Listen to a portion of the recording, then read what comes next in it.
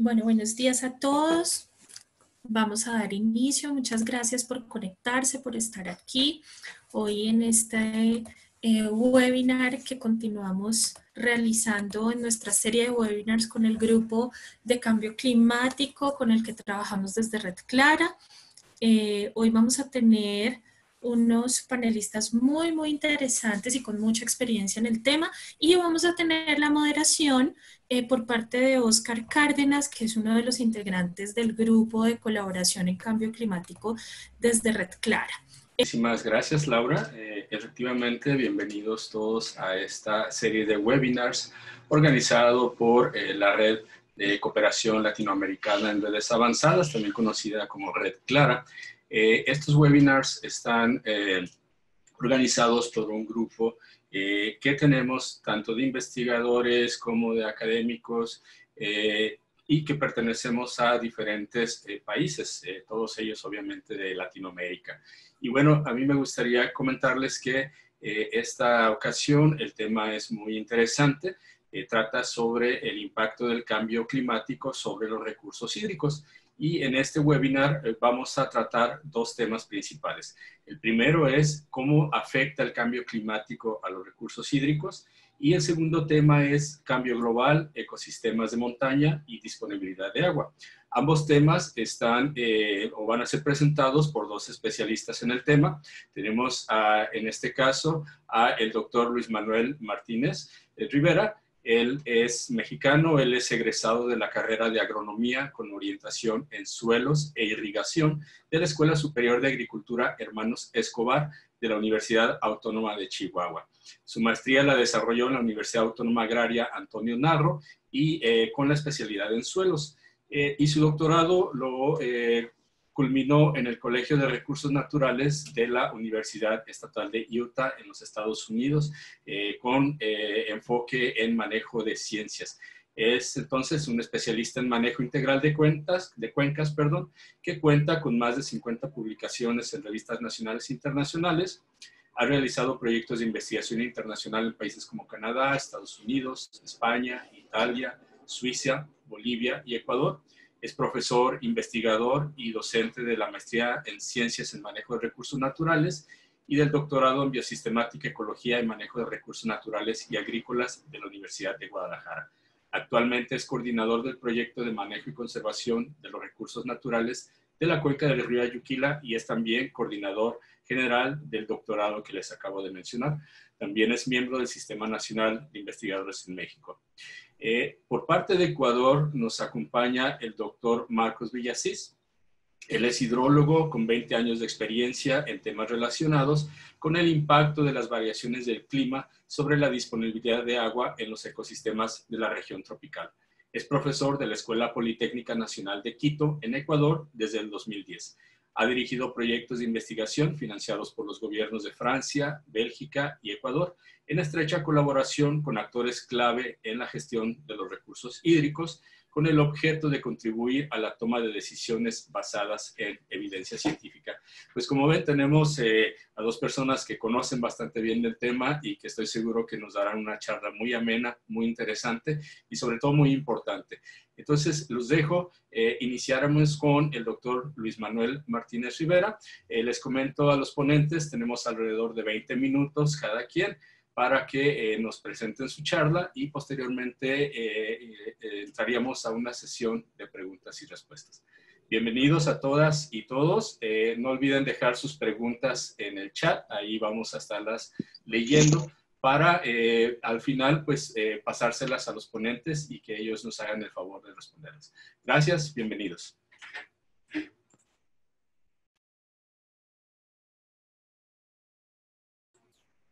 Adelante, Luis Manuel. Bueno, buenos días a todos. Es un gusto estar en esta red y con tantas personas que están interesadas en el tema. Voy a compartir la pantalla para empezar el tema que les voy a platicar.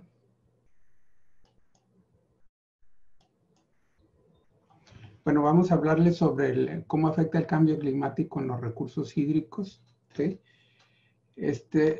Bueno, ¿qué es el cambio climático? No me voy a meter mucho en el tema, voy a utilizar estas gráficas que son muy prácticas que desarrolló el Instituto Nacional de Ecología y Cambio Climático de México, que tienen que ver con una variación del clima provocada de manera natural o antropogénica, aunque ya el aspecto antropogénico es el que ha definido la situación en que estamos. Y esto tiene que ver con el incremento de gases de efecto invernadero que nos han incrementado la temperatura mundial y que nos ha causado una serie de alteraciones que se ven en las figuras que tenemos al lado, que tiene que ver con incremento de temperaturas extremas, derritamiento de glaciares, inundaciones, sequías, aumento del nivel del mar, ¿sí? Acidificación de océanos, incremento y frecuencia de las tormentas, ¿sí? Entonces, una alteración climática global y sobre todo, en el caso que les voy a hablar más, una alteración completa del ciclo hidrológico, de los procesos y la cantidad y la distribución de los procesos del ciclo hidrológico, ¿sí? Estos son datos para México, pero no son diferentes a cómo se están presentando a nivel mundial. El mayor porcentaje está enfocado a los aspectos de energía, en las emisiones. Luego, casi aquí en México el 70%, en procesos industriales 7%, en la ganadería un 10%, bueno, ganadería y las actividades agrícolas asociadas también, ¿sí? Y los residuos son las fuentes más importantes de emisión de gases de efecto invernadero que nos están causando estos datos, ¿sí? Este gráfico también es para México, el país. Me imagino que todos los países han desarrollado el suyo. Y aquí podemos ver cómo la emisión de los gases de efecto invernadero, cómo se distribuye, por ejemplo, los de energía, prácticamente el transporte, industria, manufacturera, nos generan el dióxido de carbono. En este caso en México es casi el 64%, y las que están generando la parte de los gases como el metano es la ganadería, los residuos sólidos, el manejo de los residuos sólidos, la basura que normalmente la manejamos de manera muy mal, ¿sí? Donde no hacemos una separación de los residuos, nos separamos y tratamos de reducir la disposición final, pero también el tratamiento y eliminación de las aguas residuales, ¿sí? Que tienen alta carga orgánica y entonces en el proceso de descomposición liberan gran cantidad de metano. Y bueno, en la parte de abajo vienen las actividades de uso de suelo o el bosque que nos captura carbono, ¿sí? Entonces, esta gráfica es ya un patrón más global donde podemos ver la distribución de acuerdo a la latitud y el periodo desde 1900, ¿sí? Y podemos ver que, de acuerdo con el IPCC de 2008, que durante el siglo XX se aumentaron las precipitaciones en la franja de 30 a 85 de latitud norte, aunque en los últimos 30 años habían notado una disminución de la precipitación en la franja que va de los 10 grados latitud sur al 30 grados latitud norte. Entonces, tenemos una zona en la parte alta, en la zona donde se han incrementado mayor las precipitaciones, y una franja cercana a la parte baja entre 10 y 30 en donde se han disminuido, ¿sí? Entonces, este es un patrón global también de una modelación que hicieron para comparar la precipitación entre 1980 y 1999 y cómo estaría 100 años después, ¿sí? Utilizando 15 modelos diferentes, y podemos ver la figura del lado izquierdo está enfocado más a invierno y del lado derecho a verano, ¿sí?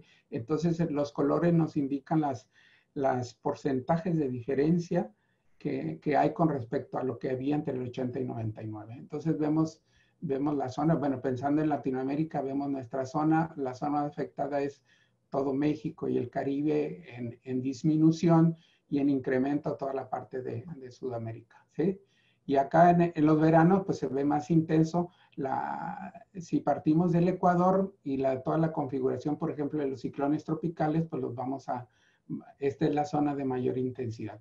Hay que recordar que esta es una distribución global a nivel mundial.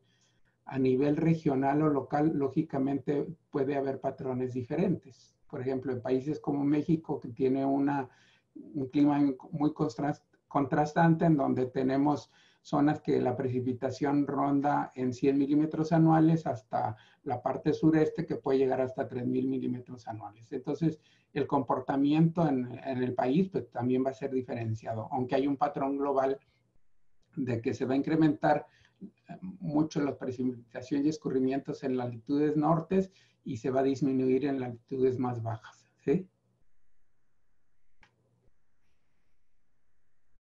Bueno, este es en términos también generales de lo que es el ciclo hidrológico, los cambios globales que va a haber en la precipitación, en la evaporación, en la escorrentía y cómo las anomalías que se están presentando, que se van a presentar. Es el mismo rango de los 100 años comparado con 1989. Entonces vemos que va a haber grandes cambios y que tenemos grandes cambios que se van a seguir presentando, ¿sí? Y otros datos ya más detalle nos habla la UNESCO, nos dice que en el 100 estudios que hicieron en los últimos años, en el siglo XX hubo mayor tendencia a sufrir escorrentías, inundaciones, ¿sí? Y fenómenos relacionados con el clima a nivel mundial. También en las zonas frías, la pérdida de permafrost y la posibilidad de emisión de metano por el calentamiento, la disminución de la nieve en las montañas, y el IPCC también nos marca que para el 50 habría alrededor de un incremento hasta del 14% en latitudes medias y una disminución del 10 al 30% en las latitudes bajas. Entonces, ese es el patrón que vamos viendo. Entonces, esta figura nos muestra un poco lo que pasará con el ciclo hidrológico. Podemos ver, por ejemplo, acá las zonas de glaciares donde se va a ver, se va a derretir la nieve y va a subir el nivel del agua, que se va a reflejar principalmente en las zonas costeras, que nos va a afectar zonas de manglares, que nos va a afectar los deltas, donde realmente hay la descarga de agua dulce y nos va a hacer una alteración de esta zona, ¿sí?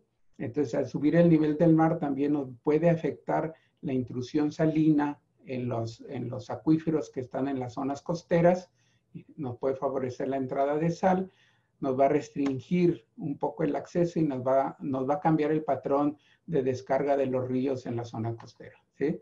Por otro lado, el calentamiento también nos va a incrementar mayor evaporación del agua y la distribución va a ser diferente dependiendo con el calentamiento, zonas donde vamos a tener mucha lluvia y zonas donde vamos a tener menos lluvia, ¿sí?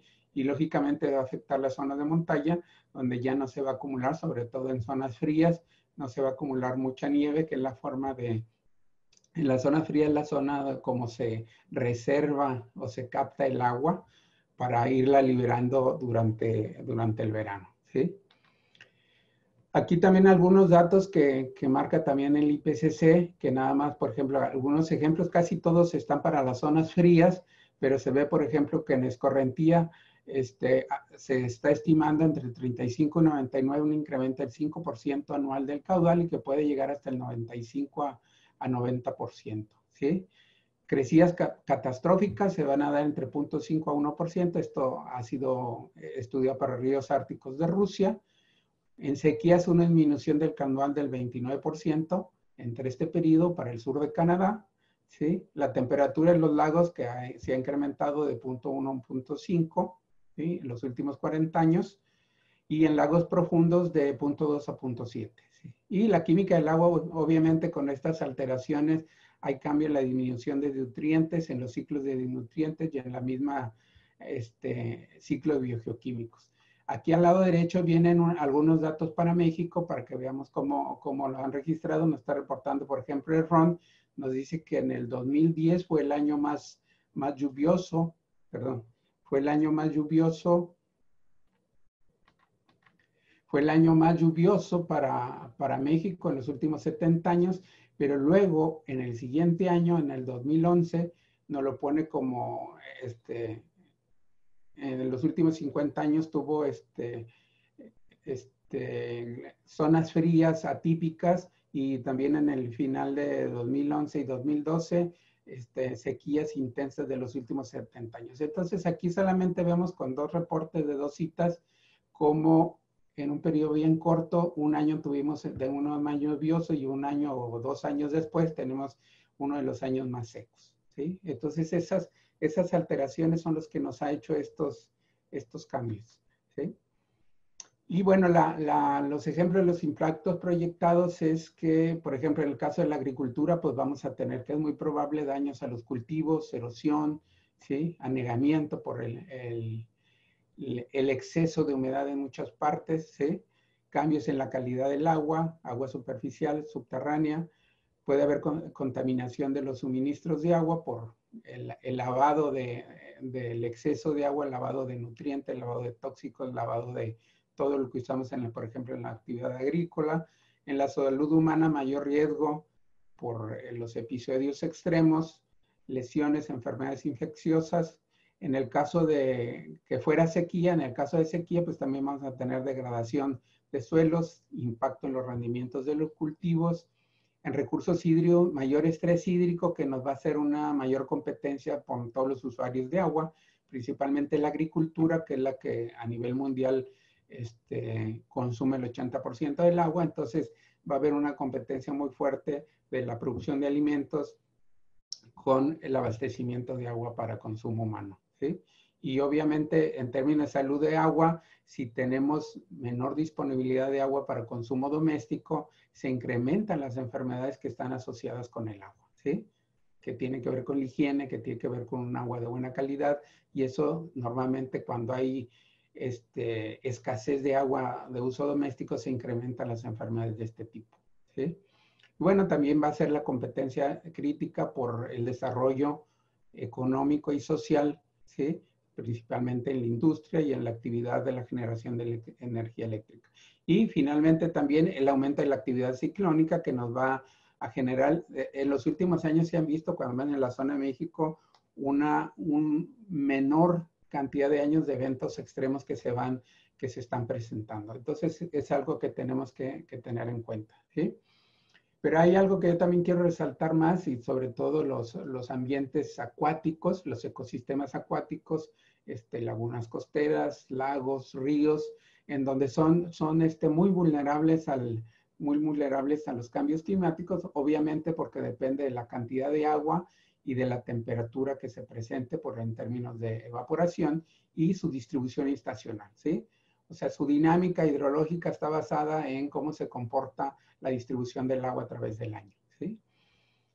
Entonces, cuando hay un cambio a nivel global del balance hidrológico, obviamente hay un cambio importante en estos ecosistemas fluviales porque se altera el régimen natural de las crecientes, la estabilidad del cauce. Hay crecientes más fuertes que nos hacen que haya mayor movilidad de ríos, que nos hacen mayor erosión de los cauces.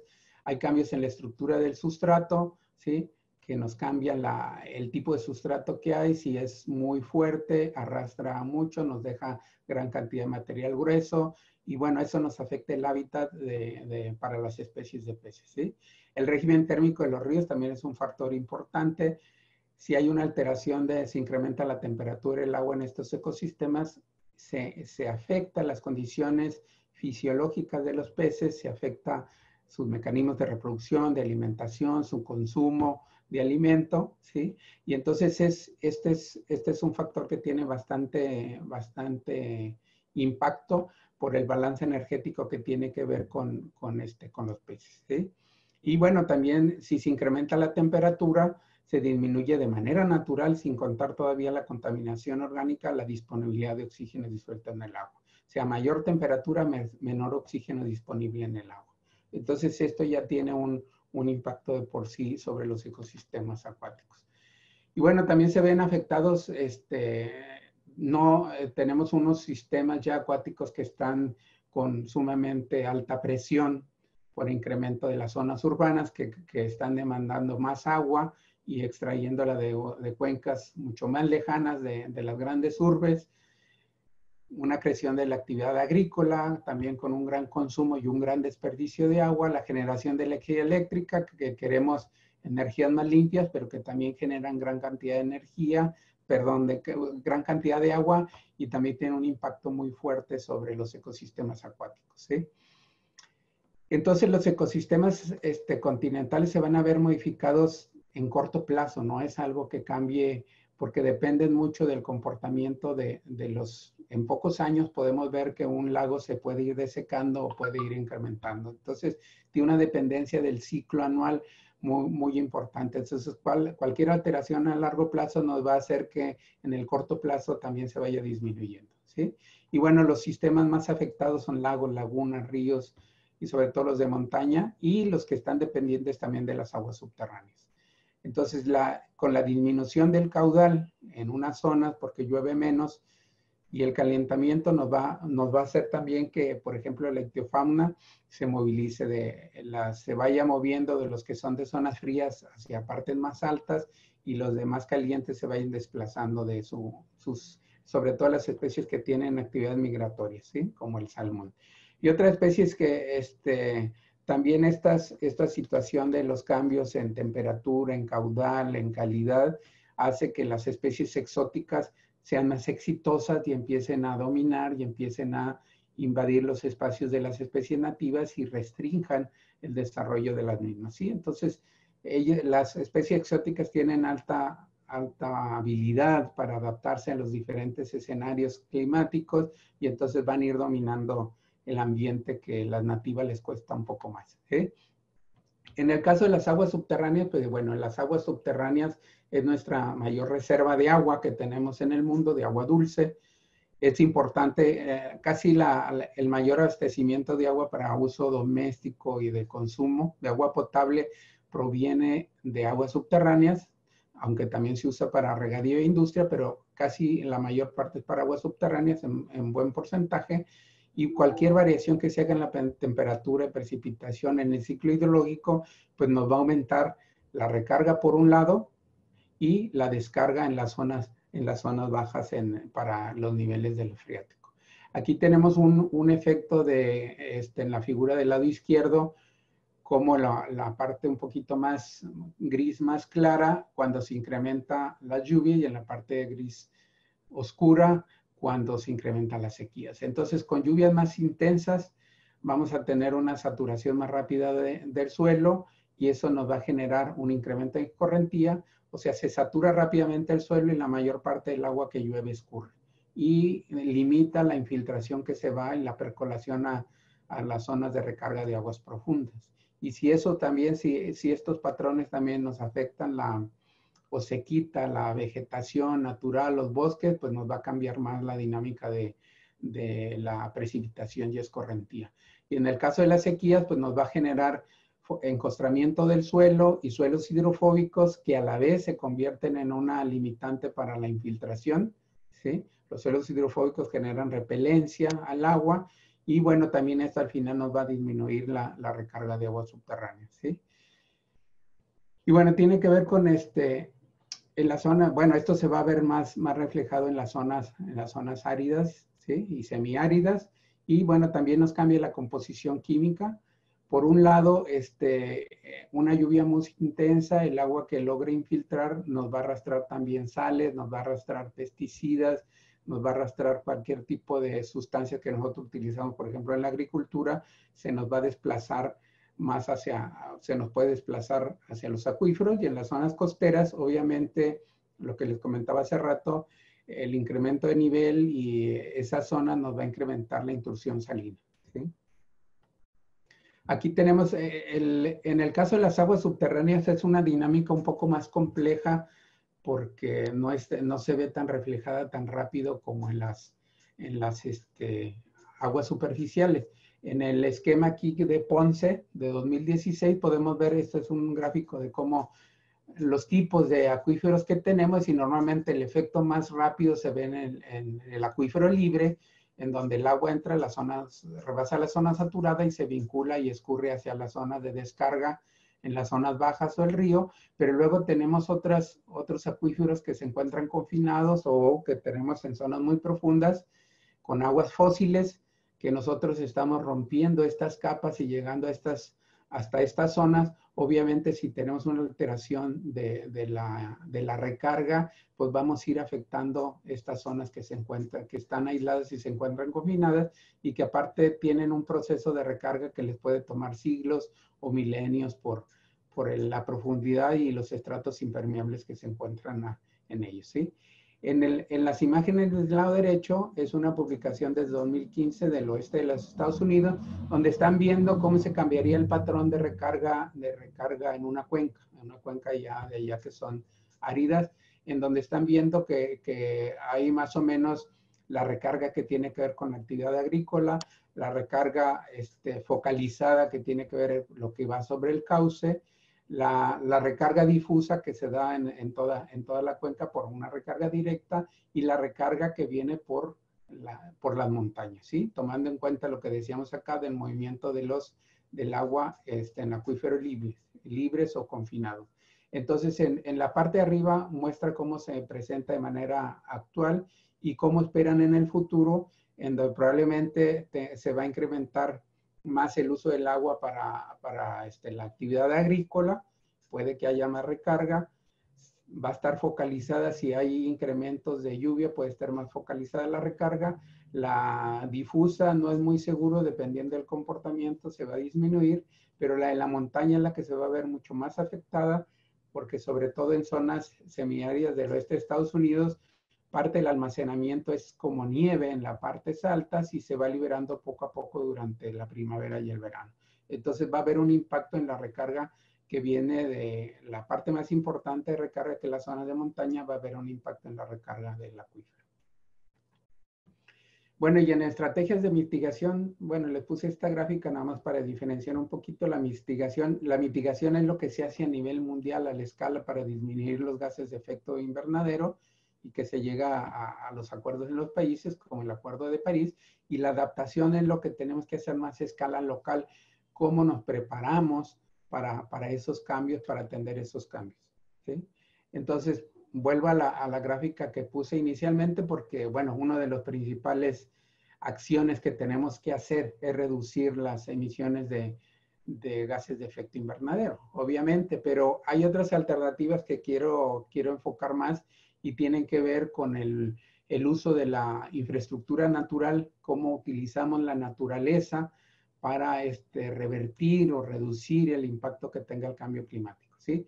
En este gráfico de la UICN podemos ver, por ejemplo, para zonas urbanas que podemos incrementar los espacios verdes, áreas de infiltración en grandes zonas de estacionamientos, techos verdes, captación de agua de lluvia, ¿sí? Depuración de aguas residuales, ¿sí? Cosecha de agua, lo que les decía, y en la parte ya más natural, asegurar la conservación de suelos y agua en agriculturas de montaña, el almacenamiento de agua para asegurar el flujo en los cauces naturales, ¿sí? La restauración de paisajes, asegurar que tengamos ríos conectados, que mantengan los ríos la conectividad. Obviamente necesitamos presas y energía eléctrica, pero necesitamos ver mecanismos para que también las especies no se vean afectadas por este tipo de obstrucciones, ¿sí?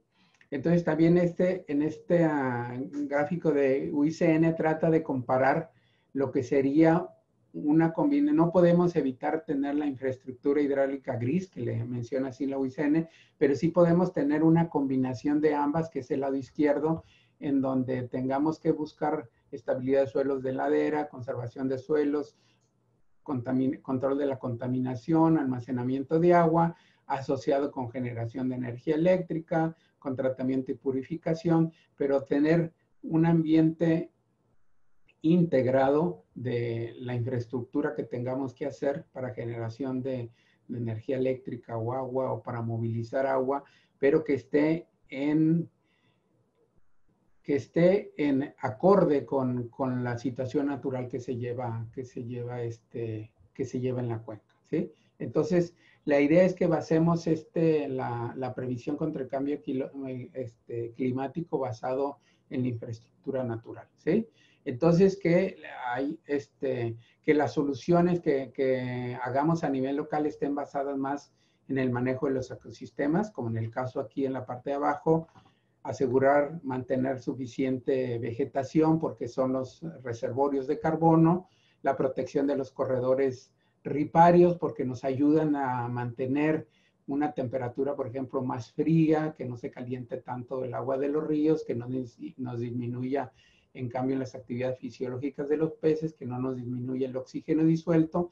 Y bueno, también en las zonas costeras, los humedales, bueno, o en las zonas continentales, asegurar mantener los humedales, porque también son almacenes de carbono, nos reducen, nos mitigan las inundaciones, nos atenúan las sequías y amortiguan las zonas costeras, sobre todo durante temporada de huracanes, nos evitan que haya graves problemas de erosión y disminuyen la velocidad con que el agua entra ya a la zona terrestre, ¿sí? También mantener el caudal ecológico es una estrategia bastante importante. Hay que asegurar que los ríos no los desequemos. Cada vez tenemos más demanda de agua y si hay problemas de sequía, obviamente vamos a intensificar la extracción de agua de los ríos. Entonces tenemos que asegurar el caudal ecológico. Este es un programa que se llama Reservas de Agua en México. El mapa del izquierdo fue un decreto que se hizo en el 2008 para conservar todas estas cuencas, dejarles un volumen asignado para el caudal ecológico, pensando en que necesitamos asegurar que los ríos, asegurar la protección de los cauces y los servicios ecológicos que nos prestan los ríos. Hay más zonas, digo, tenemos muy cambiante la situación. Esta es una zona muy lluviosa y esta es una zona terriblemente seca. Toda la mayor parte de la zona norte del país es seca, pero necesitamos asegurar, sobre todo donde hay cauces perennes, asegurar mantener el caudal ecológico en los ríos, ¿sí? Esto apenas fue decretado en el 2018 y está en proceso de cómo implementamos esas reservas de agua para que sean operativas en la situación de manejo real del agua en los cultivos, ¿sí? Luis, y otro aspecto que... Luis Manuel, un par de minutitos, por favor. Okay. Sí, ya estamos sobre el tiempo. Sí, y otro aspecto que es importante para atender y amortiguar el impacto que va a tener es utilizar la medición a través de la huella hídrica, ¿sí? Que puede ser a través de un individuo, un bien, una empresa o una cuenca. En este caso, por ejemplo, de un trabajo que hizo Gordon en 2015, en México analizó en una cuenca toda la huella hídrica y esto nos permite conocer de manera más importante cuánta agua se usa en cada sector y cómo se puede mejorar la eficiencia de ellos, ¿sí? Algunos aspectos aquí que nos muestran cómo para la actividad agrícola, pues obviamente tenemos que tener mejores técnicas de manejo de agua, de conservación, reducir la labranza, el uso de acolchados, sobre todo acolchados de manera natural que puedan hacer más eficiente el agua, tener sistemas de riego más eficientes, que tengan menos requerimientos. Incluso aquí se menciona seguro agrícola por tener la seguridad sobre todo en casos extremos, ¿sí? Y bueno, una parte importante que tenemos que prepararnos es para la mitigación de riesgos de desastres, ¿sí? Este es un ejemplo de México, el análisis que está haciendo México. Y bueno, algunas recomendaciones que necesitamos para el monitoreo de prevención de riesgos es que necesitamos tener información climatológica, información hidrométrica importante para prevenir y manejar pues, también los volúmenes, tener muy buen control del volumen de las presas para mitigar estos impactos de los eventos extraordinarios, ¿sí? Bueno, eso es todo. Muchas gracias. Muchas gracias, Luis Manuel. Muy interesante. Aquí ya hay algunas preguntas que vamos a pasar para el final de la sesión. Y me gustaría en este momento ceder el espacio al doctor Marcos Villasís para que nos platique él sobre el tema cambio global, ecosistemas de montaña y disponibilidad de agua. Adelante, Marcos.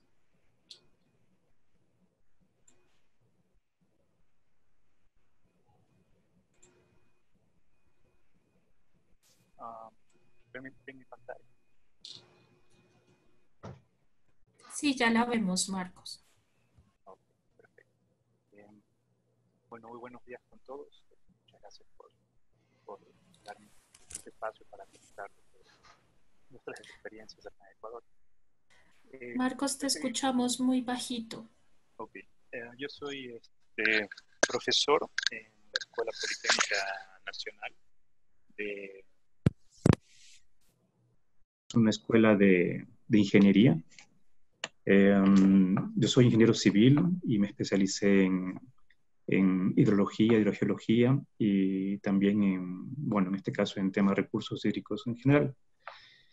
Y nuestra colaboración la hacemos con el Instituto Francés de Investigación para el Desarrollo y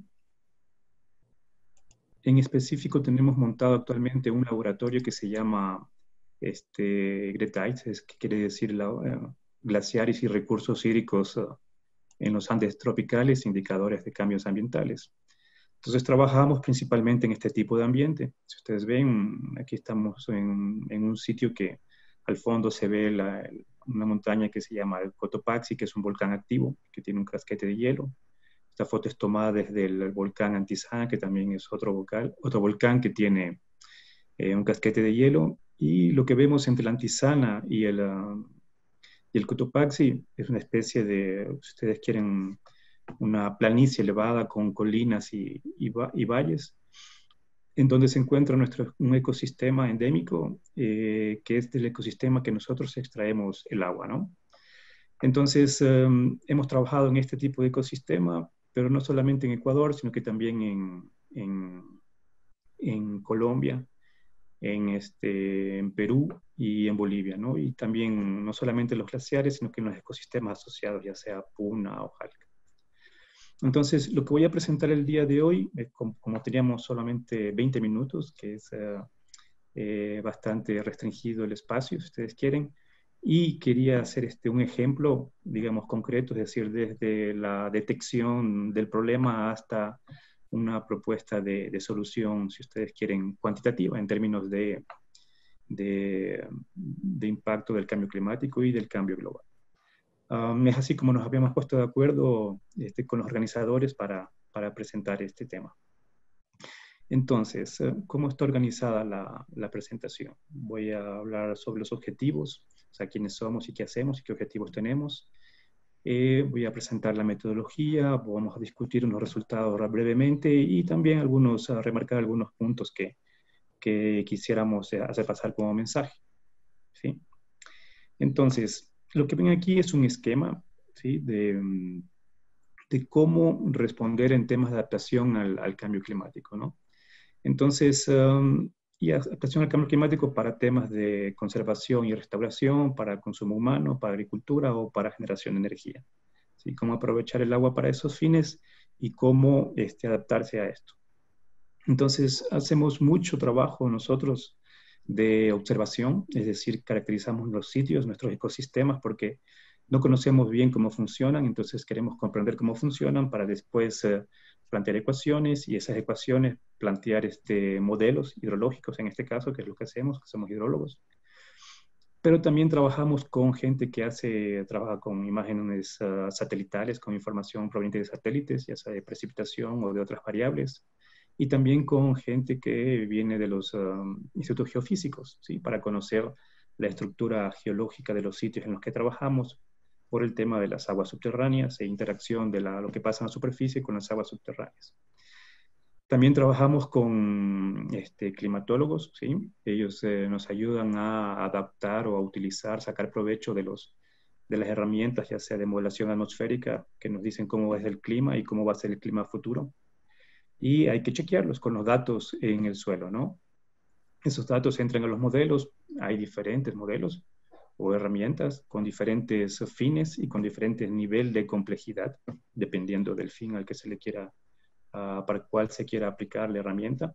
En este caso yo voy a conversar de una herramienta que es una herramienta de confrontación de oferta-demanda, ¿sí? Es decir, podemos tener ambas informaciones, no solamente el tema hidrológico de cuánta agua está disponible, sino que también cuánta agua es requerida y cómo se distribuye ese agua, ¿no?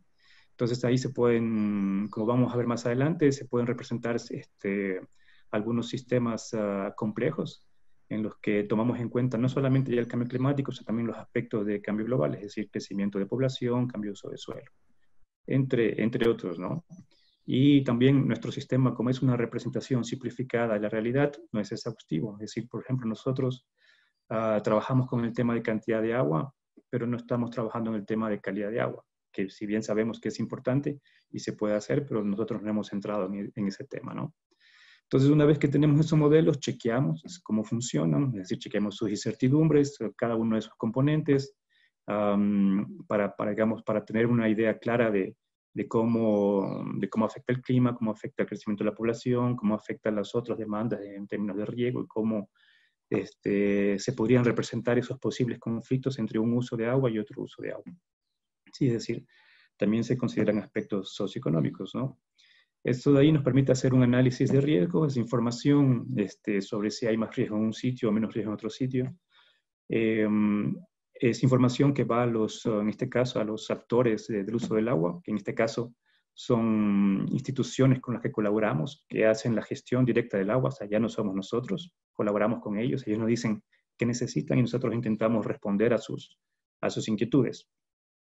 Luego se puede hacer propuestas de manejo, se las chequea en el modelo y a veces se las implementa, o a veces ellos ya han implementado algunas propuestas de manejo, o sea, desde el punto de vista adaptativo, y se pueden chequear en el modelo. Entonces así intentamos cerrar el círculo para que esto funcione y se vuelvan herramientas que generen información que sea útil para toma de decisiones. ¿Sí? Entonces es un trabajo complejo que toma mucho tiempo y como les decía, nosotros no intervenimos en todo, intervenimos en una parte, ¿sí? Que ya la voy a clarificar al final. Entonces, aquí ya tomando en cuenta la información que tenemos, ¿ves? Si ven esta línea roja, está más o menos 2007, porque este trabajo lo hicimos publicamos en 2017, pero se hizo unos años antes, ¿no? Entonces, lo que vemos a la izquierda es lo que existía, o lo que existe, si ustedes quieren, y a la derecha de sus pantallas lo que se proyecta, ¿no? Entonces, tenemos en el eje de la Y tenemos la población, 100 millones de habitantes, en este caso en Quito, en la ciudad en sí, y en las poblaciones vecinas, ¿no? Que también hacen parte ya no del Cantón Quito, sino que del distrito metropolitano de Quito. Entonces vemos cómo esa población crecería a futuro. A la derecha vemos los diferentes sistemas de agua potable, de captación y de tratamiento, es decir, se toman, poco a poco se ha incrementado en la medida que aumenta la población y se tiene proyectado hacia futuro, es decir, tenemos planes maestros en los cuales ya se han hecho diseños, no definitivos, pero diseños en términos de factibilidad, de cómo deberían ser las mejores opciones para traer agua a Quito a futuro, en la medida que crezca la población, ¿sí? Tomando en cuenta también otras actividades que se pueden generar en la cuenca en la que se hace este aprovechamiento. Entonces, aquí nosotros podemos analizar cada uno de los componentes, la demanda de la población, ¿sí? Vamos a hacer énfasis específico en el caso de una población, ¿sí? Podemos tomar en cuenta la variabilidad climática, es decir, cómo ha cambiado en el tiempo los caudales. Podemos generar escenarios de cambio climático, podemos tener también la información sobre el cambio de uso de suelo, la infraestructura también, como les decía, vamos aquí a la derecha, aquí tenemos la infraestructura que vamos a generar a futuro, ¿sí? Entonces, digamos que esto de aquí nos permite confrontar justamente esta oferta y demanda en un ambiente, o en un ambiente, si ustedes quieren, informático, y de planificación para hacer la estimación y cuantificar cuál sería el impacto que tendrían estas actividades humanas y el cambio climático sobre la disponibilidad de agua. Entonces, para eso, como les decía, si nos ubicamos, esta es la cuenca del Guayabamba, ¿sí? Tenemos aquí nosotros una zona en la cual traemos agua, pero esta zona de aquí ya corresponde a la cuenca amazónica, mientras que esta zona de acá corresponde a la cuenca del Pacífico. Tenemos Quito y tenemos los sistemas de abducción, es decir, que llevan agua desde esta zona, desde la zona amazónica hasta la zona pacífica, ¿no? Para darle agua a Quito. Se ha tomado esta decisión de desarrollo, de modelo de desarrollo, es porque tenemos agua de buena calidad que viene de este ecosistema que conocíamos como páramo y la podemos transportar por gravedad, ¿sí? Es decir, que es relativamente barato transportarla. Entonces, este de aquí sería un ejemplo de una parte de este sistema, en este caso, el sistema La Mica Quito Sur, que alimenta aproximadamente a 600.000 personas. Dentro de este sistema nosotros tenemos un dispositivo de observación, que es un dispositivo de observación, si ustedes quieren, científica, en la cual tenemos una metodología que se llama metodología de anidamiento de cuencas, ¿sí? O cuencas anidadas, en la cual tenemos en este caso un glaciar y podemos, si hacemos mediciones hidrológicas cerca del glaciar, podemos detectar cómo funciona el glaciar desde el punto de vista hidrológico y luego también podemos detectar cómo funciona otro ecosistema, que en este caso es el páramo. Lo que vemos acá abajo tenemos una serie de datos de caudales y de precipitación, que son las barritas estas invertidas y las líneas datos de caudal. Esta línea roja entrecortada que vemos aquí es un caudal medido aquí abajo en la estación Humboldt.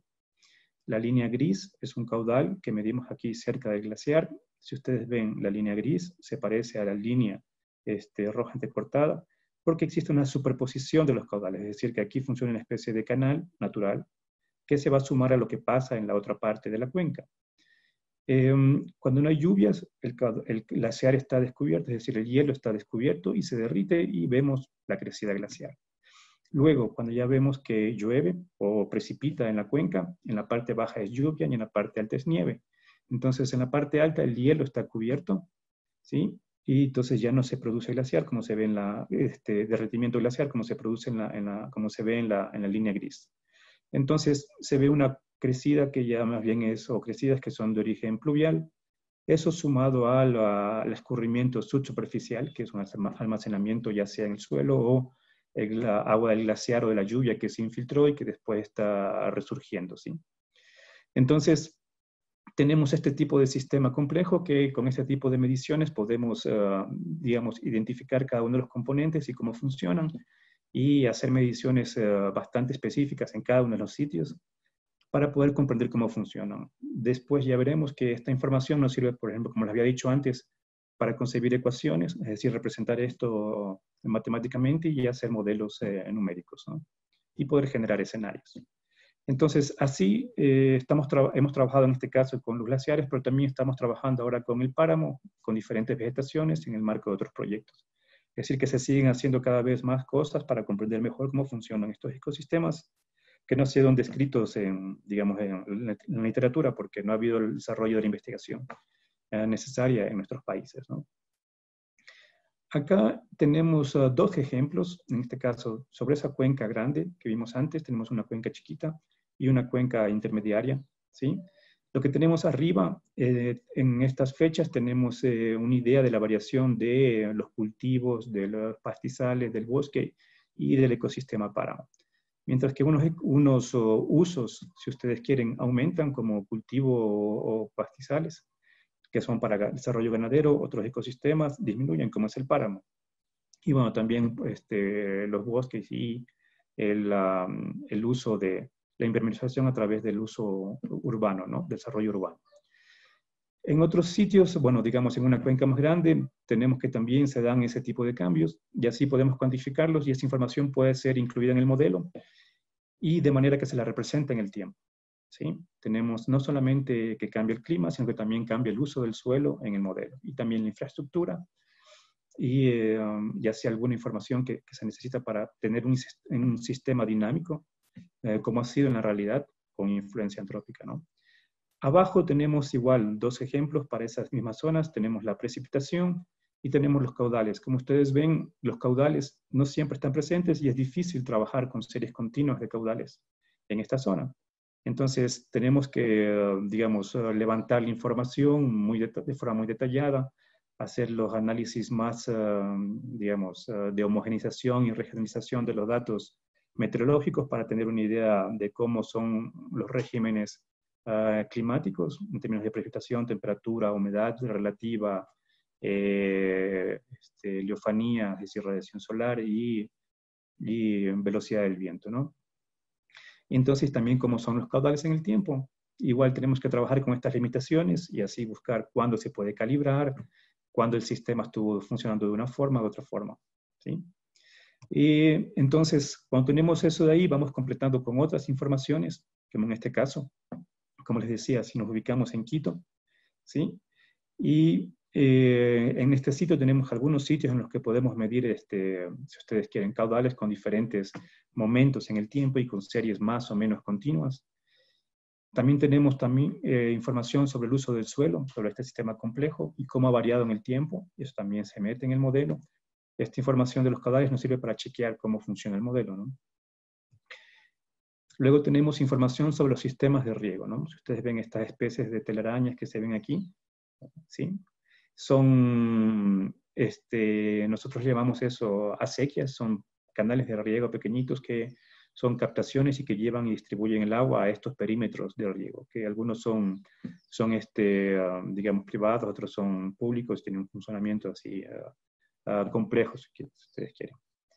Luego tenemos los sistemas de captación de agua potable para Quito. Tenemos en azul los actuales y en gris lo que habría a futuro, es decir, cómo se va a ir ampliando. Y poco a poco se van a ir construyendo en función de que la población vaya creciendo principalmente. Tenemos desarrollos de centrales hidroeléctricas pequeñas y más abajo mucho más grandes. Algunas existentes, otras que están por construirse. Tenemos algunas que, por ejemplo, pertenecen al sistema de agua potable, es decir, que ellos cuando transportan el agua ponen centrales hidroeléctricas y generan energía, con esa energía la venden al sistema interconectado y con eso manejan el funcionamiento de mantenimiento del funcionamiento de estos sistemas, ¿no? Entonces, todo esto de aquí se mete esta información en una herramienta, en este caso utilizamos el WEEP, que es Water Evaluation and Planning System, que es desarrollado por el Stockholm Environment Institute. Sí, en este caso fue a través de una colaboración que tuvimos con ellos. Entonces, una vez que ya tenemos esta representación de nuestro sistema aquí al lado izquierdo, también ha sido necesario un desarrollo tecnológico, ¿sí? Que no existía antes de este trabajo. Es decir, que teníamos la posibilidad de meter la información, hacer un modelo bastante detallado, pero a veces necesitamos hacer ejercicios más sencillos como el que se ve a la derecha. En la derecha tenemos la misma información de la izquierda, pero simplificada, ¿sí? A partir de la información de la izquierda. Entonces hay que hacer unas herramientas, en este caso, darles órdenes al modelo a través de una macro bastante compleja. Y esto es una funcionalidad que antes no existía y que a partir de este ejercicio se la desarrolló. En este caso fue Jean-Christophe Pouillet del IRD, que es un hidrólogo informático que creó este tipo de herramientas. Entonces, a partir de esta información detallada, pasamos a una información menos detallada, pero con un objetivo específico, ¿no? Dependiendo de lo que la pregunta a la que yo quiera o el problema que yo quiera atacar e intentar resolver. Y en medio lo que vemos es dos ejemplos, una en el sur, ¿sí? De la cuenca, un sistema simplificado y en el otro el sistema más complejo. Entonces, lo que se ve aquí son las captaciones, las conducciones, los sistemas de riego, reservorios que se encuentran en la cuenca, es decir, toda la infraestructura que tenemos en la cuenca, intentamos representarla de la mejor manera posible y hacemos esas simplificaciones en función de las necesidades. Otra parte de los desarrollos que se hicieron durante este ejercicio fue que en esta herramienta WEEP yo tenía opción a ciertos módulos hidrológicos, por ejemplo, pero ya fijos. Y se creó la posibilidad de que podamos crear nuestro propio módulo, en este caso hidrológico o cualquier otro módulo, para representar alguna especificidad de nuestro sistema. Se creó un módulo glaciar, es decir, a través de las herramientas que ya tenía WEEP, se creó la posibilidad de que nosotros podamos crear un módulo glaciar. Entonces se planteaban ecuaciones de cómo el glaciar se derretía, ¿sí? En función del clima, y cómo retrocedía. Esto es importante porque si yo tengo un reservorio que es más pequeño, voy a tener menos agua en el futuro. Entonces esto tenía que ser representado en el sistema. Y de hecho esto fue iniciado principalmente, bueno, inicialmente a través de unos fondos no reembolsables del Banco Mundial para un ejercicio en Perú, luego se le pasó a Ecuador y luego ahora ya está disponible en la herramienta y está disponible el módulo glaciar o se pueden crear las herramientas que se quieran a través de esta iniciativa, ¿no? Porque era una necesidad que se veía, ¿no? Que mejorar la flexibilidad de la herramienta de planificación. Entonces, simplemente aquí lo que vemos es dos esquemas, uno a través de un escalonamiento por franjas de altitud, otro como un cuerpo general que se va haciendo más pequeño en el tiempo. Entonces, fue otro de los avances con los que contribuimos a través de este ejercicio.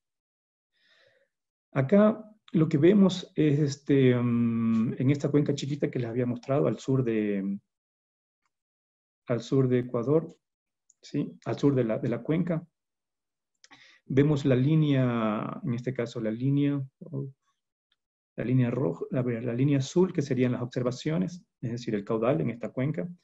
La línea roja, que sería la línea negra, que sería el caudal simulado, tomando en cuenta todos estos elementos en la cuenca, es decir, teniendo en cuenta que había captaciones para generación de energía, es decir, que se saque el agua y se le inyecta después, ya después de la estación hidrológica que teníamos, o se quita el agua y se la usa para riego, y parte de esa agua es restituida a la cuenca, pero no toda. Entonces, en un sistema así pequeño, vemos que podemos tener un cambio muy importante debido a toda esta infraestructura, ¿no? Después, más abajo, se recupera el río, pero ya tenemos un cambio una discontinuidad bastante fuerte, como se mencionaba anteriormente. Entonces, esa discontinuidad bastante fuerte nos da una idea de que el caudal podía cambiar en un orden del 40%, o sea, respecto a los años 60, respecto a los años finales, en un 40%, es decir, que ese es el impacto que teníamos en el cauce del río, ¿no? ¿Sí? Si bien el agua se reinyecta después, hay un tramo en el cual se da un cambio bastante importante y eso afecta no solamente la cantidad, sino que la calidad. Y esto también para tener una idea de que sí es posible representar este tipo de sistema complejo. O sea, así se recopila toda la información de la cuenca y es un ejercicio bastante difícil. Toma mucho tiempo, mucho trabajo. Algunas cosas hay que hacer ciertas hipótesis porque a veces no se tiene la información. Sí, para que tengan una idea, hay como 30.000 asignaciones de uso de agua de diferente tipo en la cuenca. Entonces es mucha información. Luego lo que se ve la línea roja es simplemente una primera aplicación del modelo como herramienta de análisis. Lo que se hizo aquí es que se consideró que el cambio de uso del suelo no cambiaba, no había nueva infraestructura, solo cambiaba el clima.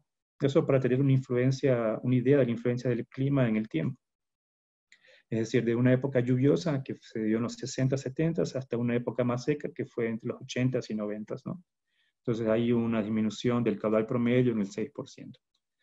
¿Esto por qué? Porque nos permite comenzar a proyectarnos hacia el futuro. Es decir, si el clima cambia, y ese cambio que habíamos visto en el futuro, ¿cómo nos afectaría en términos de disponibilidad de agua a futuro? Sin tomar en cuenta los escenarios de cambio climático, solamente la información existente, ¿no? En estos eventos extremos de sequías. ¿Sí? Y de ciclos que se han dado y que se van a repetir otra vez en el futuro. Entonces, una vez que sabemos y estábamos confiados de nuestra herramienta como herramienta de análisis, ahora viene la aplicación hacia el futuro. En esta aplicación ya no intervenimos nosotros como universidad, sino que intervino el Stockholm Environment Institute, colaborando con la empresa potable en ese sentido. Entonces, ellos tenían sus proyecciones específicas de aumento de población, ¿sí? Porque tienen datos a nivel de cada barrio de Quito a través de los censos y otras informaciones que ellos obtienen como empresa potable, ¿no? Luego tenemos aumento de temperatura, ¿sí? Hacia el futuro, un escenario pesimista de aumento de temperatura, es decir, cambiando el balance radiativo de la Tierra en extremo. Tenemos un cambio de temperatura de 2.3 grados a 2.7 grados en promedio en esta zona. En términos de precipitación, como en esta zona, y como tal vez vimos en una de las presentaciones, de las diapositivas de la primera presentación, se veían unos puntitos negros en los escenarios de precipitación. Esos puntitos negros indican que hay más acuerdo o menos acuerdo en los modelos del clima para ratificar o no la tendencia que se puede observar. Entonces nosotros estamos en una zona en la que en la costa y hacia el océano hay acuerdo, pero hacia la sierra y la Amazonía no hay mucho acuerdo entre los modelos climáticos en términos de precipitación. Entonces, lo que se hizo para este ejercicio se hizo una aproximación ingenieril, es decir, que de las sequías que se habían visto en el pasado, se la replicó a futuro, es decir, se había visto que la sequía más extrema durante 3 años había generado una disminución de precipitación del 34%, y esa se la replicó en cada década hacia el futuro, ¿no? Luego también algo que se había visto es que el páramo podía decrecer o disminuir en un 5 y 25%, dependiendo de los escenarios de planificación que se vayan haciendo, o las medidas de adaptación que se vayan tomando, ¿no? Entonces, una de las medidas de adaptación que se ha estado haciendo es comprando los predios en los cuales, o los sitios en donde se capta los ríos y se produce agua para consumo humano. Entonces, se ha ido comprando esos sitios para manejarlos de mejor manera. Y lo que vemos acá en este gráfico de la izquierda, tenemos escenarios, es decir, en periodos de tiempo, de décadas hacia el futuro, y hacia la derecha vamos haciendo más complejo el escenario. Inicialmente tenemos, y los números que se ven entre 100 y 73, por ejemplo, son 100%, quiere decir que el sistema de abastecimiento cumple el 100% de la demanda. Es decir, que si necesitamos, qué sé yo, 100 litros de agua, por decirlo, podemos ofrecer 100 litros de agua, ¿no? Pero en ciertas condiciones ya no vamos a poder hacer eso. Es decir, que no todos los días podremos garantizar la cantidad de agua necesaria. Entonces tenemos crecimiento de población, luego tenemos aumento de temperatura más crecimiento de población, tenemos temperatura de crecimiento de población y una sequía. Tenemos temperatura, cambio del páramo y crecimiento de población, y el escenario más pesimista sería que aumente la temperatura, que aumente la sequía, que digamos que tengamos cambios en el páramo y aumente la población. Entonces así podemos ver que comienzan a darse los problemas más rápido y los problemas comienzan a ser graves a partir del 2050, ¿sí? Y en algún caso tendremos el 73% de satisfacción de la demanda, y eso se vería casi ya en la década de los 50, ¿no? Con una fecha específica. Es una proyección, es un escenario, son varios escenarios, mejor dicho, y construidos en acuerdo con, en este caso, con los usuarios y actores de la gestión del agua específicamente, ¿no? Y se llega a un nivel de detalle en el cual se sabe qué poblaciones serían las más afectadas, ¿sí? Serían más sensibles a estos cambios. Entonces, en términos generales, o sea, lo que podemos decir es que bajo estos escenarios pesimistas se podría tener deficiencia a futuro, ¿no? De la oferta de agua, tomando en cuenta el crecimiento de la población. Luego aquí tenemos que implementar medidas de adaptación para responder a esto, ¿no? Entonces ellos ya tienen algunas medidas en curso, ¿sí? Como les decía, tienen programas de compra de las cuencas o de los terrenos de las cuencas para manejarlos como ellos consideran convenientes, es decir, para mejorar la oferta. Pero también tienen programas de concientización a nivel de la población, es decir, hay programas a nivel de las escuelas para formar a la gente y que las nuevas generaciones tengan esa sensibilidad de ahorro de agua, por ejemplo, ¿no? Entonces son cosas que se están haciendo. Entre la empresa de agua potable y el Fondo de Protección de Agua para Quito. Y bueno, estos escenarios pueden ser planificados, o sea, en este caso a nivel diario, para así ya acercarse a la información que se utiliza para diseño y esto. A pesar de todas las limitaciones que se tienen en términos de simulación de la precipitación y de otros procesos hidrológicos. Pero estamos trabajando en este sentido, o sea, es decir, que a través de convenios, de proyectos de investigación, inclusive, o sea, de otros actores, ¿no? Como puede ser en este caso los bancos de desarrollo que ofrecen fondos no reembolsables para hacer estudios específicos que después permiten mejorar la información para el diseño de la infraestructura que se puede construir a futuro. Y esto lo hacen ellos ya sea con consultores especializados, expertos en el tema, o con otros actores, no solamente universidades, sino también institutos de investigación y así. Entonces, esto es lo que se está haciendo en Quito y es como esperamos responder a este problema, ¿sí? Poco a poco las soluciones no son inmediatas, pero se hace trabajo para mejorar esas planificaciones que se tienen concebidas hace algún tiempo, y en la medida que se va generando mejor información, se va, digamos, mejorando estas herramientas o se van generando otras que permiten generar información que le permite tomar, digamos, decisiones, si ustedes quieren, adecuadas a los gestores de la gestión integrada del recurso hídrico. Hasta ahí mi presentación, muchas gracias. Les dejo mi contacto y si quieren más información pueden buscar en el repositorio ResearchGate, ahí están las publicaciones que se han generado a través de estos trabajos. Y eso, muchas gracias por el espacio. Al contrario, Marcos, muchísimas gracias por compartirnos toda esta información tan interesante y tan importante. Y bueno, fíjense que tenemos ya algunas preguntas en el chat. Dice Andrea Paola Aguilar Martínez, me imagino que esta pregunta va para Luis Manuel. Si observamos cambios en los ecosistemas acuáticos, ¿se pueden realizar alguna acción para mitigar estos cambios? Y de ser así, ¿en qué momento luego de descubrir estos cambios? Bueno, obviamente tiene que ver qué tipo de cambios haya. Los cambios más drásticos que tienen los ecosistemas acuáticos son dos. Una, restringirles el flujo, extraerles demasiada agua de la que el sistema necesita, y la otra es la descarga de aguas contaminantes, ¿sí? Son, digamos, como que los dos factores que más impactan los ecosistemas acuáticos. Entonces, tenemos que atender esa situación. Digo, pues en cuanto se da uno cuenta hay que buscar acciones, no son cosas fáciles de cambiar, ¿sí? Pero tiene uno que iniciar en detectarlas primero y en tomar las acciones necesarias que haya, incluso legales, con las herramientas legales que tiene cada país, ¿sí? Muy bien. Gabriela Valenzuela comenta y pregunta, para proteger pequeñas nacientes de agua utilizadas para el consumo humano, ¿solo es necesario reforestar la zona o existen otras acciones que se pueden realizar y qué repercusiones tienen para el organismo consumirlas sin tratamiento alguno? Sí, las zonas de donde se toma agua, muchos pueblos o ciudades de manera directa de manantiales, bueno, reforestar es una parte importante para proteger, pero hay que proteger el manantial en sí. Si está destinado exclusivamente para agua doméstica, uso potable, hay que protegerlo del acceso de ganado o de otro tipo de animales que lleguen, sobre todo en donde nace, para asegurar que no haya descarga de coliformes fecales por la ganadería.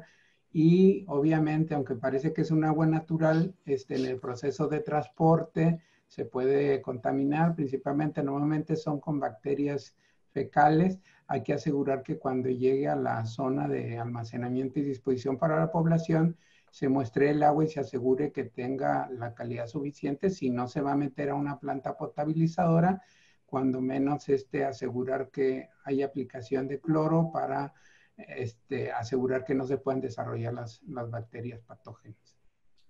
Muy bien. Esta otra pregunta es para Marcos, de Fernando Mendoza. Dice, estimado Marcos, de los modelos que se encuentra presentando, ¿cuál de todas las variables que entran en el modelo es o son más sensibles para obtener diferentes resultados? Bueno, en este caso son, digamos, son modelos hidrológicos, conceptuales, es decir, una representación, usted quiere, ideológica de la realidad, ¿no? Entonces, de procesos físicos, si usted quiere. La variable más importante en este caso es la precipitación, ¿sí? Pero también es la precipitación, luego tenemos evapotranspiración, pero el problema de la evapotranspiración es que como no hemos medido, como no la conocemos bien, es difícil conocer su magnitud, ¿sí? Entonces recién comenzamos a hacer mediciones de la evapotranspiración directamente en estos ecosistemas.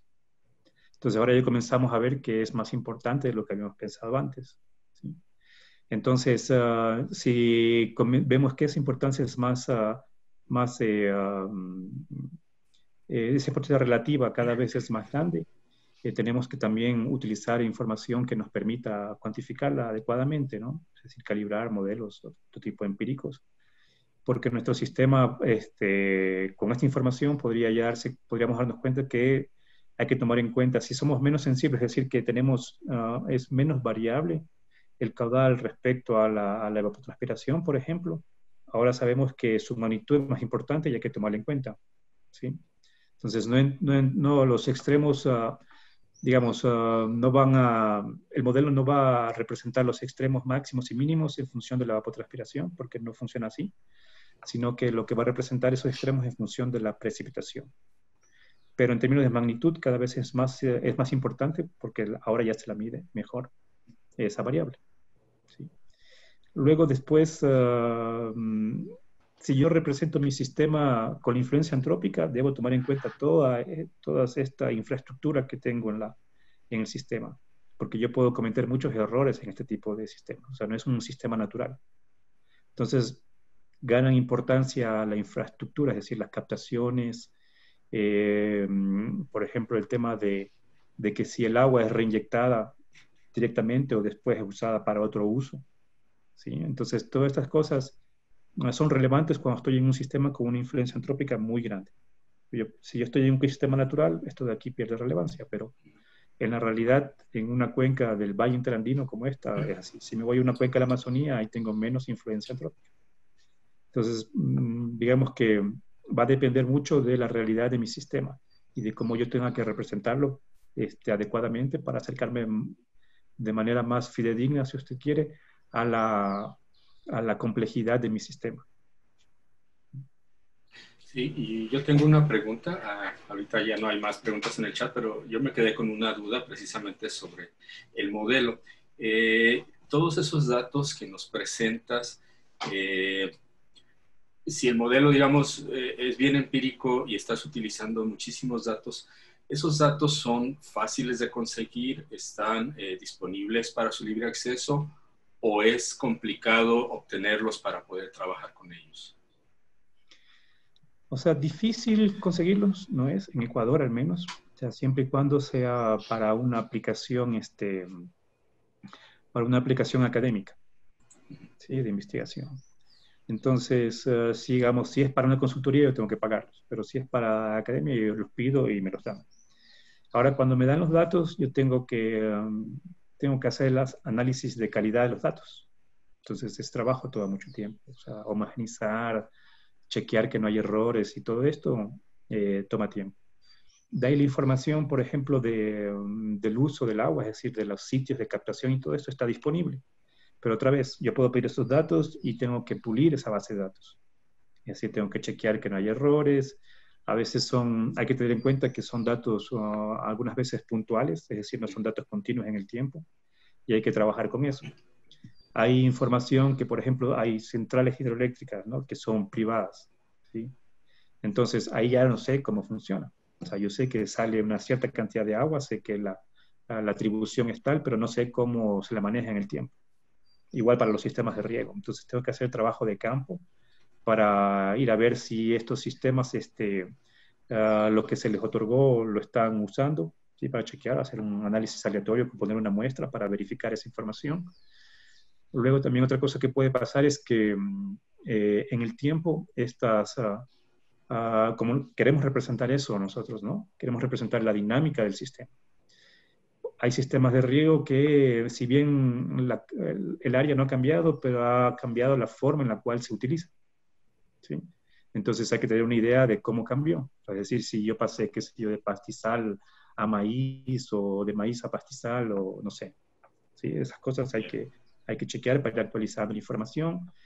La información general sobre el uso del suelo se hace a través de imágenes satelitales, ¿sí? Pero hay que también calibrar la señal espectral de las imágenes satelitales, o sea, las más recientes, porque las anteriores, digamos, ya no se puede porque ya cambió.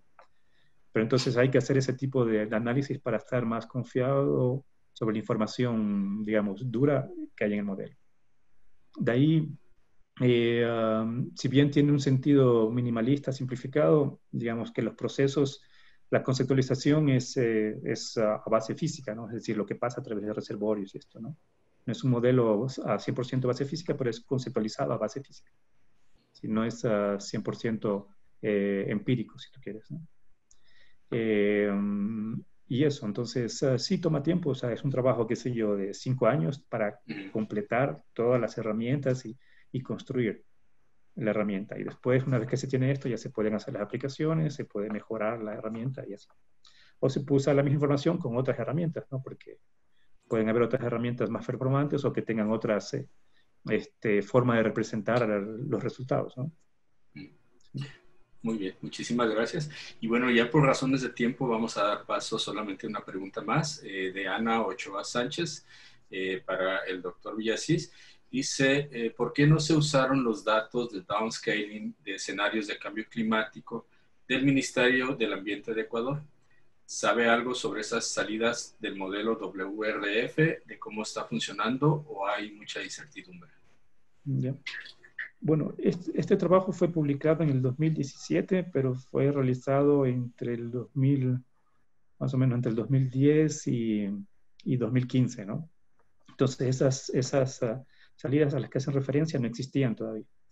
Lo que se usó, en este caso, a pesar de que se utilizó ese tema de incluir las sequías, se utilizó una espacialización a través de un modelo WRF que fue hecho por el ENCA a 10 kilómetros por 10 kilómetros. ¿Sí? Sí se utilizó una salida WRF para este caso específico. Ahora yo estoy usando estas salidas que mencionan. Se ha reducido la incertidumbre, ¿sí?, respecto a trabajos anteriores, pero es a través de la metodología, es decir, que antes se tomaban, qué sé yo, 20 modelos climáticos globales hacia un cambio de escala y se mantenían los modelos, ¿no? Ahora lo que hizo el Ministerio del Ambiente es que solamente se quedó cogida, creo que tomó 13 globales y luego se quedó con 4 que eran los que mejores funcionaban, es decir, ellos dijeron, ¿para qué nos vamos a quedar con los que funcionan mal si no nos quedamos con los que funcionan mejor? Y sí, efectivamente se reduce la incertidumbre desde el punto de vista, la metodología permite reducir la incertidumbre sobre las proyecciones de precipitación. ¿Sí? Entonces, pero nos quedamos todavía con la duda, porque de los originales, a escala continental, todavía hay, digamos, discordancia o divergencia, mejor dicho, entre eso de llueve más o llueve menos. Entonces nos quedamos con los que funcionan mejor, que en principio dicen que llueve más, ¿sí?, en Ecuador, en promedio, ¿no? Y eso, digamos, que eso no quiere decir que no vayan a haber sequías. Igual van a haber sequías, aunque llueva más en cierta época del año. Bueno, pues muchísimas gracias, doctor Marcos, doctor Luis Manuel. Fue un placer escuchar su charla. Aprendimos mucho sobre estos temas. Y bueno, Laura, no sé si tengas algún comentario final antes de terminar la sesión. No, agradecerles a todos y recordarles que la grabación la pueden encontrar en el transcurso de esta semana y la otra en la página de Red Clara, redclara.net, en la sección del Grupo de Colaboración de Cambio Climático. Agradecerles nuevamente a los ponentes, a Marcos y a Luis Manuel. Muchas gracias por aceptar esta invitación y esperamos, por supuesto, poder seguir contando con su colaboración más adelante. Y Oscar, gracias a ti por ser el ponente hoy. No, pues muchísimas gracias y un placer estar con ustedes. Mil gracias, que estés muy bien. Gracias a todos. Gracias a todos. Y pues los esperamos en el próximo webinar, el mes de agosto. Todavía no tenemos el tema definido, pero sí esperamos contar con su participación. Nos vemos, buen día. Gracias, hasta luego, pasen bien. Un gusto.